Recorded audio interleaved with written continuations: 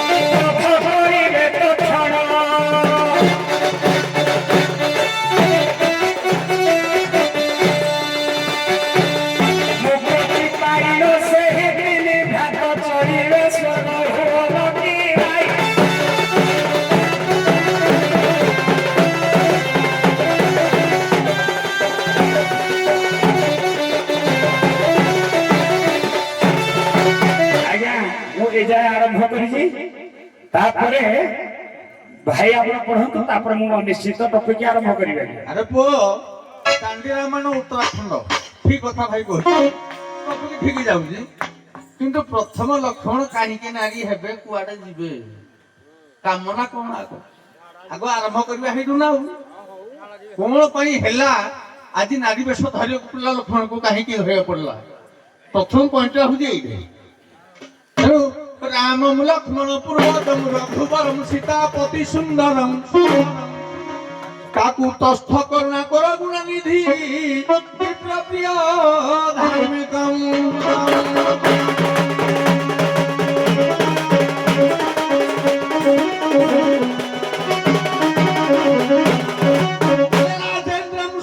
सन्ध्यं दशरथतनयं श्यामलं शान्तमूर्ति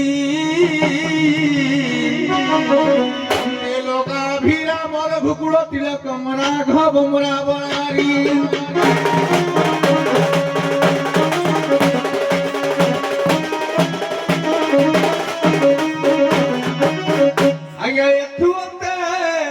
शुण दई ये रामायण रस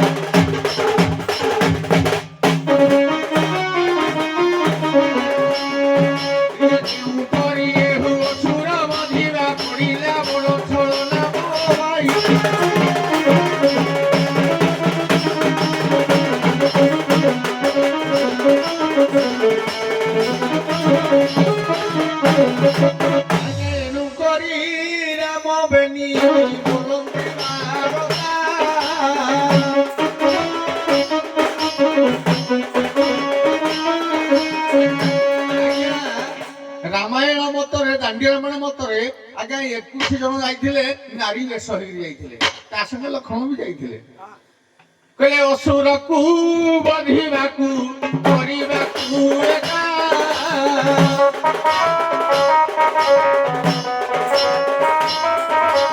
ହନୁମାନ ଦେଖଛି ନା ଲକ୍ଷ୍ମଣ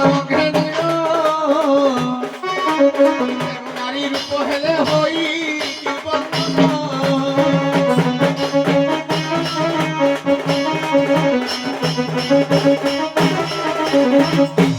ଆଜ୍ଞା। ଯେ ମୋର କହିବା କଥା ହେଲା ଯେ ଏଇଠେ କେବଳ ଏ ଗୈଳସୁରକୁ ମାରିବା ପାଇଁ କି ଆଜ୍ଞା ସମସ୍ତେ 20 ଜଣ ଆଜ୍ଞା ଯାଇଥିଲେ, 21 ଜଣ ଯାଇଥିଲେ ନାରୀ ରୂପ ହେଇକିରି। ତେଣୁ ଲକ୍ଷ୍ମଣ ଯାଇଥିଲେ କୋଉଠିକି ନା ଗଜେନ୍ଦ୍ର ଦେଶକୁ। ପ୍ରଥମେ ଗଜେନ୍ଦ୍ର ହେଲା ଦେଶ, ରାଜା ହେଲା ଗୈଳାସୁର, ପୁଅ ହେଲା ଗୈଳାସୁର।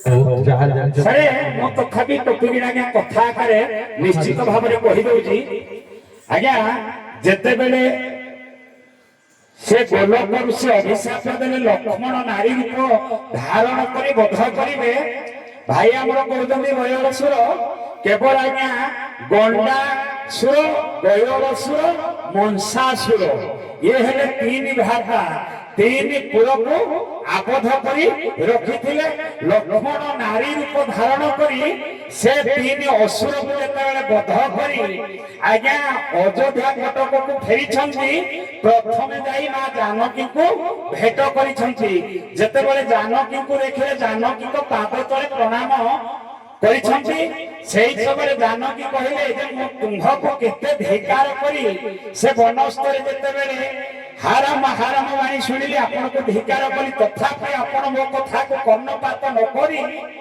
କାରଣ ମୋ ପ୍ରଭୁଙ୍କ ସହିତ ଆପଣ ବନସ୍ତରେ ତାଙ୍କୁ ବହୁତ ସାହାଯ୍ୟ କରିଛନ୍ତି ଆପଣ ଯେଉଁ ଦେଶରେ ଯେଉଁ ଅସୁର ମାନଙ୍କୁ ନିପାତ କରି ତାକୁ ସୁରକ୍ଷା ଦେଇଛନ୍ତି ଆପଣ ସେହି ଦେଶରେ ଯାଇ ରାଜା ହୁଅନ୍ତୁ ତେଣୁ ଆଜ୍ଞା ସେ କାଞ୍ଚି ନଗରର ଗଜେନ୍ଦ୍ର ଦେଶରେ ଲକ୍ଷ୍ମଣଙ୍କୁ ମା ସୀତାଙ୍କ କଥା ମାନି ଆଜ୍ଞା ତାଙ୍କ ପତ୍ନୀ ଉର୍ମିଳା ଛାୟା ନାମକ ଦାସୀ ଏବଂ ତାଙ୍କ ମାତାଙ୍କ ସହିତ ପରିବାରକୁ ଧରି ଆଜ୍ଞା ଗଜେନ୍ଦ୍ର ଦେଶରେ ଯାଇ ରାଜା ହୋଇଛନ୍ତି ଲକ୍ଷ୍ମଣ ଆଜ୍ଞା ଗଜେନ୍ଦ୍ର ଦେଶରେ ରାଜା ହେବା କାରଣ କଣ ସେ କେମିତି ମାରିଲେ ଗୈଳାସୁରକୁ କେମିତି ମାରିବେ ଆଗ ସାର୍ ମୁଁ ତ ଅନେକ ଦିନ ପଢିଛି ନାଇଁ ଆହୁରି ପ୍ରଥମେ ତ କହୁଛି ଆଜ୍ଞା ଏ ତିନି ଅସୁରକୁ ମାରିବାର କାରଣ ବି ଆଜ୍ଞା କାହିଁକି କାରଣ ସେ ଦେଶରେ ଆଜ୍ଞା ଯଦି ଲକ୍ଷ୍ମଣକୁ ଆମେ କହିବା ସେ ସାକ୍ଷାତ ଶିବଙ୍କ ଅବତାର କାରଣ ଶିବଙ୍କ ପୁତ୍ର ଗଣେଶ କାଞ୍ଚି ନଗରର ଇଷ୍ଟ କାରଣ ଗଣେଶଙ୍କ ପାଖରେ ଆଜ୍ଞା ସବୁଦିନ ଯୋଉ ଆମର ଅମୃତ ବା ଯୋଉ ଲଡୁ ଭୋଗ ଲାଗେ ଆଜ୍ଞା ସେ ଲଡୁକୁ ଜୁର କରିବା ପାଇଁ ଏ ତିନି ରାକ୍ଷସ ଆଜ୍ଞା ଗଣେଶଙ୍କ ପୂଜାକୁ ସେଇ ପୁରରୁ ବନ୍ଦ କରିଦେଇଥିଲେ ତେଣୁ ଯେତେବେଳେ ଲକ୍ଷ୍ମଣପୁରକୁ ଯାଇ ଲକ୍ଷ୍ମଣ ଗଜେନ୍ଦ୍ରପୁରରେ ପହଞ୍ଚିଛନ୍ତି କାରଣ ଏକରେ ଆଜ୍ଞା ଯଦି ଏ ଶେଷ ଦେବ କହିଲେ ଶିବ ବା ଲକ୍ଷ୍ମଣ କହିଲେ ନିଜେ ଶିବ ତେଣୁ ଗଣେଶ ଯେତେବେଳେ ଦେଖିଛନ୍ତି ଗଣେଶ ଆସି ପିତାଙ୍କ ପାଦରେ ପ୍ରଣାମ କରିଛନ୍ତି ଯେ ବାପା ଏ ଅସୁର ମାନଙ୍କୁ ଯେହେତୁ ଆପଣ ବଧ କଲେ ପୁଣି ଏ ପୁରରେ ମୁଁ ନିଶ୍ଚିତ ଭାବରେ ପୂଜା ପାଇବି ତେଣୁ ଆଜ୍ଞା ସେ ଯେହେତୁ ଗଣେଶଙ୍କର ପିତା ହେଲେ ଲକ୍ଷ୍ମଣ ତେଣୁ ଜଣେ ପୁତ୍ରର ଭୋଗଟାକୁ ଜଣେ ଯଦି ଦୂର କରିନେଇଛି ନିଶ୍ଚିତ ଜଣେ ପିତା ତାର ପ୍ରତିଶୋଧ ନେଇପାରିବ ତେଣୁ ସେଇଥିଲାଗି ଆଜ୍ଞା ପୁଣି ଗଣେଶ ପୂଜା ପାଇଲେ ସେ ଅସୁର ତିନି ଜଣକୁ ଯେତେବେଳେ ଗଣ୍ଡା ଗୟଳ ମଂସାସୁର ଏ ତିନି ଜଣକୁ ବଧ କରିଛନ୍ତି ସେହି ପୁରରେ ସୀତାଙ୍କ ଭାଗ୍ୟକୁ ରକ୍ଷା କରି ଗଜେନ୍ଦ୍ର ମାନେ କାଞ୍ଚି ନଗରର ଗଜେନ୍ଦ୍ର ଦେଶରେ ଆଜ୍ଞା ରାଜା ହୋଇଛନ୍ତି ଲକ୍ଷ୍ମଣ ଆହୁରି ଭଲ କଥାରେ ଅଛି ଆଜ୍ଞା ଯେ ପ୍ରକୃତରେ ଭାଇ କହୁଛନ୍ତି ଠିକ ମୁଁ ମନା କରୁନି ଏ କଥା ଆହୁରି ଭଲ କଥାରେ ଅଛି ପ୍ରକୃତରେ ସେ ଗୈଳାସୁରକୁ ଇଏ ତ ତିନି ଅସୁରକୁ ବଧ କରିବ କିଏ ଲକ୍ଷ୍ମଣ କେମିତି କରିପାରିବ ଯଦି କେହି କରିପାରିଲେ ନା ଶିବ ପାର୍ବତୀଙ୍କ ବିଭୂତିକୁ ନେଇ ଗୋଟେ ଶୂଳ ତିଆରି ହେଲା ସେ ଶୂଳ ଦ୍ୱାରା ଗୈଳାସୁରକୁ ବଧ କରିବା ଆଜ୍ଞା କିଏ ନାମର ଲକ୍ଷ୍ମଣ ତେଣୁ ଲକ୍ଷ୍ମଣ ରାଜା ହେଲା ପରେ ନାରୀ ହେଇକି ରାଜା ହେବ ପୁରୁଷ ନୁହେଁ ନାରୀ ରୂପ ତ ସିଏ ଅଭିଶାପ ଦେଇଛି ନା ଯେ ନାରୀ ହାତରେ କେବଳ ବଧ ଟିକେ ଶୁଣନ୍ତୁ ଅବଶ୍ୟ ଆପଣମାନେ ଯୋଉ ମତ କହୁଛନ୍ତି ମୁଁ ତାକୁ ଅମାନ୍ୟ କରୁନି କିନ୍ତୁ ମୁଁ ଶୁଣନ୍ତୁ ମୁଁ ଆପଣଙ୍କୁ କହିଛି ଯେ ଇଏ ତର୍କ ମୀମାଂସା ଶାସ୍ତ୍ର ତର୍କ ଦ୍ୱାରା ମୀମାଂସା ହେଇଛି এই ଜିନିଷଟା ମୁଁ ଆପଣଙ୍କୁ କହିଛି ସେ ରାଜା କୋଉଠି କଣ ହେଲା କଣ ଏଇ କଥା ମୁଁ କହୁନି କିନ୍ତୁ ତର୍କ ମୀମାଂସା ମୁଁ କହିଛି ତଥାପି ଟିକେ କହିଦଉଛି ଯେ ଏଥିପାଇଁ ରାମ ରାଜା ଲକ୍ଷ୍ମଣ ରାଜା ହେଇଥିଲେ ଏଇଥିରେ କି ଲକ୍ଷ୍ମଣଙ୍କର ବିଚାରରେ ରାମ ସମ୍ପୂର୍ଣ୍ଣ ଦୋଷୀ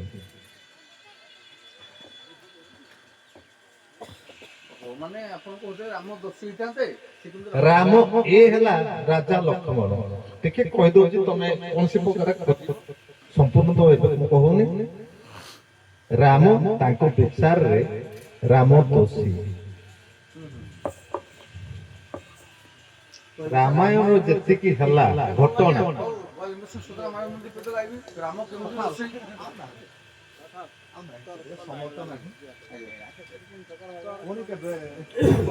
ହଉ ଧନ୍ୟବାଦ। ଆପଣ ସୁନ୍ଦର ବିଷୟ ଟିଏ ଖୁବ ଆଲୋଚନା କରିବେ। ଗୋଟିଏ ଛୋଟ ପ୍ରଶ୍ନଟିଏ ଉଭୟ ଭାଇ ଧରନ୍ତୁ। ସମାଜ ଶିକ୍ଷା ଭଳିଆ ଗୋଟିଏ ଛୋଟିଆ ପ୍ରଶ୍ନ। ହ୍ୟାଲୋ ହ୍ୟାଲୋ ସେଇ ରାମାୟଣ କଥା। ରାମଙ୍କର ଦୂତ ହିସାବରେ ଗଲା ହନୁ ସୀତାଙ୍କୁ ଠାବ କରିବା ପାଇଁ, ଖୋଜିବା ପାଇଁ। ସିଏ ଆଜ୍ଞା ବହୁତ ରାମ କହିଥିଲେ ତୁ ଯା ଯେ ସୀତାକୁ ଠାବ କରିକିରି ଆସିବୁ, କୋଉଠି ଅଛି ଠିକଣା କରିକିରି ଆସିବୁ। କିନ୍ତୁ ଏ ହନୁ ଗଲା ଯେ ଲଙ୍କା କଟକରେ ଅନେକ ଗୋଡାଏ କ୍ଷୟକ୍ଷତି କରିଦେଲା। ଲଙ୍କା କଟକଟା ପୋଡିଗଲା, ମଧୁବନ ଭାଙ୍ଗିଦେଲା। ତାଙ୍କୁ ତ ଆଜ୍ଞା ହେଇନଥିଲା, କିନ୍ତୁ ଏ କର୍ମ ଗୁଡାକ କାହିଁକି କଲା? ଲଙ୍କା ପୋଡିବା, ମଧୁବନ ଭାଙ୍ଗିବା ଏଗୁଡାକ ସେ କଣ ପାଇଁ କହିବ? ଆଜ୍ଞା କାରଣ ଲଙ୍କା ପୁରଟା ଆଜ୍ଞା ବହୁତ ବଡ ପୁର କହିଲେ ଅତ୍ୟୁକ୍ତି ହବ ନାହିଁ। କାରଣ ଯେତେବେଳେ ଲଙ୍କାପୁରକୁ ହନୁମାନ ଗଲେ ଆଜ୍ଞା ସେ କୌଣସି ପ୍ରକାର ସୀତାଙ୍କୁ ଠାବ ନ କରି ପାରି, ଯେତେବେଳେ ରାବଣ ବି ମଧ୍ୟ ଅଭିଶପ୍ତ ପାଇଥିଲା ଯେ ଯେତେବେଳେ ବାନର ମାନଙ୍କର ତୋ ପୁରରେ ଆଗତ ହବ ନିଶ୍ଚିନ୍ତ ତୋର ମରଣ ଜାଣି ରଖିବୁ। ତେଣୁ ଆଜ୍ଞା ଯେତେବେଳେ ହନୁମାନ ଯାଇଛନ୍ତି, ତେଣୁ ହନୁମାନଙ୍କୁ ଦେଖିବା ପରେ ହନୁମାନ ସୀତାଙ୍କୁ ଠାବ କରିବାର ଏକରେ ସନ୍ଦେଶ ପାଇନାହାନ୍ତି। ତେଣୁ ଯଦି ଗୋଟେ ପୁରକୁ ପ୍ରବେଶ କଲେ ଆଜ୍ଞା ଯଦି ଜଣେ ଲୋକ ସହିତ ପରିଚିତ ନହେଲେ ତ ଆମେ କିଛି ଜାଣିପାରିବା ନାହିଁ। ତେଣୁ ଏ ଅନେକ ପ୍ରକାର ଲଙ୍କାର କ୍ଷୟକ୍ଷତି କରିଛନ୍ତି। ଆଜ୍ଞା ଗୋଟେ ବଢିଆ କଥା ଆପଣ ପଚାରିଲେ। ସାର୍ ବି କହିଲେ ଗୋଟେ ଲୋକ ଶିକ୍ଷଣୀୟ ବେଳେ ଗୋଟେ ପ୍ରଶ୍ନ। ଆଜ୍ଞା ଆପଣଙ୍କ ଘରକୁ ମାଙ୍କଡ ଆଇଲେ କଣ କରେ ଆଗ ସେ ବିଚାର କରିବନି? ଗଛ ଯାହା ସେ ଭାଗି ଭଙ୍ଗା ପକେଇ ଯାହା ହବ ତାହା ହଉଛି ତା ଫଳ ଖାଇକି ସେ ଯିବ। ସାଧାରଣ କଥା ଆଜ୍ଞା, ବଢିଆ କଥାରେ ଯେ ହନୁମାନର ଜାତି ହେଲା ଆଜ୍ଞା ପଶୁ। ତା କର୍ମ କଣ? ସେ ଯୋଉଟା ଭଲ ବାଟି କାଟିବ, ଯୋଉଟା ଫଳ ଫଳ ଥିବା ଖାଇଯିବ, ଚରିଯିବ। ଭାଙ୍ଗି ଭଙ୍ଗା ଯାହା ହଉ ଭାଙ୍ଗି ଭଙ୍ଗା ଦବ ଯାହା ହଉଛି ଆଗରେ। କିନ୍ତୁ ସେ କଣ ସୀତାକୁ ଠାବରେ ହେଠି ପାଇଲା କି? ନା। ସେ କେମିତି ପାଇବ ନା ଯେତେବେଳେ ବୃକ୍ଷ ଗୁଡାକ ଭାଙ୍ଗି ଦେଲା ପରେ ଯେତେବେଳେ ସେ କଟକ ଲୋକର ହାହାକାର ହେଇକିରି ଗୋଟେ ସ୍ଥାନକୁ ଯିବେ, ସେ ଜାଣିବ ଯେ ମୋ ମା ସୀତା ହେଇଯାଉଛି। ଏହା ବି ଗୋଟେ କାରଣ। ସେ ତ ଅଭିଶାପ କେତେବେଳେ ଯେ ମାଙ୍କଡ ଗଲେ ରାବଣ ମରିବ, ଏଠି ତ ଅଲଗା କଥା। କିନ୍ତୁ ଗୋଟେ ବଢିଆ କଥା ଯେ ମାଙ୍କଡର ପ୍ରଥମ କର୍ତ୍ତବ୍ୟ ହେଲା, ପଶୁ ହେଲା, ସେ ଆଜ୍ଞା କଣ ଜାଣିବ ଆଗ ଯାହା ହଉଛି ଭାଙ୍ଗି ପକାଏ ଗୋଟେ। ତେଣୁ ଦ୍ୱିତୀୟ କଥା ହନୁମାନର ଜ୍ଞାନ, ମାନେ ଜୟ ହନୁମାନ ଜ୍ଞାନ ଗୁରୁ ସାଗର, ଜୟ କପିଶତି ଲୋକ ଉଜାଗର। ତେଣୁ କୁହାଯାଇଛି, ତୁଳସୀଦାସ ଲେଖିଛନ୍ତି ଯେ ଜ୍ଞାନର ଯେ ସାଗର। ତେଣୁ ଜ୍ଞାନ ସାଗର କଣ ନା ଅନେକ ଲୋକ ଗୁଡାକ ଭଗେଇ ଦେଲା ପରେ କୋଉଠିକି ଯିବେ ନା ଯୋଉଠେ ଲୋକ ତାଙ୍କର ମୂଳ ଅଛନ୍ତି। ତେଣୁ ଯୋଉଠେ ଆମର ତ୍ରିଜଟା ଜଗିଥିଲେ ମା ସୀତାଙ୍କୁ, ତେଣୁ ସେଇ ଜାଗାକୁ ସେ ସବୁ ହିଁ ଯିବେ। ତେଣୁ ଲାଷ୍ଟରେ ପ୍ରଶ୍ନ ନାହିଁ ଆଉ କେବଳ ମୋ ତରଫରୁ ଗୋଟେ ଛୋଟିଆ କଥା। ଆପଣ କହିଲେ ଲଙ୍କାରେ ରାବଣ, ଏ ଲଙ୍କାରେ ହନୁମାନ ଅଗ୍ନି ଲଗେଇ ଦେଇକିରି ଆସିଲା। କେତୋଟି ଜାଗା ପଡିଥିଲା ପଡି ନଥିଲା? ଲଙ୍କା କଟକର କେତୋଟି ଜାଗା ପଡି ନଥିଲା? ଆଜ୍ଞା ଆମର କିଛି ଶାସ୍ତ୍ର କହେ 3 ସ୍ଥାନ ପଡି ନଥିଲା, 3ଟି ସ୍ଥାନ ପଡି ନଥିଲା। ଆଉ କିଛି କିଛି ବହି ଆଜ୍ଞା ପ୍ରମାଣ କରେ କେବଳ ଗୋଟିଏ ପୁର ପୁରୀ ନଥିଲା ଯାହାକି ବିଭୀଷଣ ପୁର ଆଉ ତ୍ରିଜଟା ସେଟା ଆଉ ଗୋଟେ ମୋର ବି ଖ୍ୟାଲ ପଡୁନି ତିନିଟା ପୁର ଆଜ୍ଞା ଗୋଟେ ପୁରାଣ ଅନୁଯାୟୀ ତିନୋଟି ପୁର ପୁରୀ ନଥିଲା ସାରେ ପ୍ରକୃତରେ ଯୋଉଠେ ବିଭୀଷଣ ମା ଜାନକୀ ଥିଲେ ବିଭୀଷଣ ପୁରଟା ଏବଂ ଯୋଉଠେ ମା ଜାନକୀ ଥିଲେ ସେ ସ୍ଥାନଟି ଏବଂ ବିଭୀଷଣଙ୍କ ପୁରଟା ଏ ଦୁଇଟି ପୁରୀ ନଥିଲା ଆଉ ସବୁ ଲଙ୍କା ହେଇଥିବ ଆଜ୍ଞା ଅନେକ ପ୍ରମାଣ ହଉ ତାହେଲେ ସମସ୍ତ ଜାଗା ପଡିଲା କୁମ୍ଭକର୍ଣ୍ଣ ସେତେବେଳେ କୋଉଠି ଥିଲା କି ଅନ୍ତପୁରଟା ଆଜ୍ଞା ମୋର ମନେ ପଡ଼ିଲା ଟିକେ କୁମ୍ଭକର୍ଣ୍ଣ ଯଦି ଶୁଣିଥିଲେ ଅନ୍ତପୁରରେ ଆଜ୍ଞା ସେ ଶୟନ କରେ ଆଜ୍ଞା କୁମ୍ଭକର୍ଣ୍ଣ ଘର କାହିଁ ପଡିଲାନି